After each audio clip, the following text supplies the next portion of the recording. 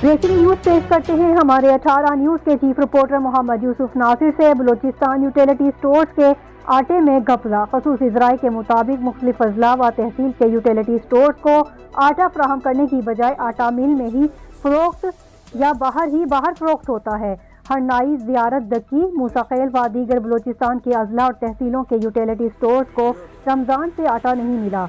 वज़ीर आला Balochistan, chief secretary व नैब फौरी एक्शन ने इन यूटिलिटी स्टोर्स का आटा कहाँ जा रहा है? ब्लैक में फरोख्त किया जा रहा है या कोई और वजह? चलते हैं हमारे चीफ रिपोर्टर मोहम्मद यूसुफ नासिर के पास। जी यूसुफ।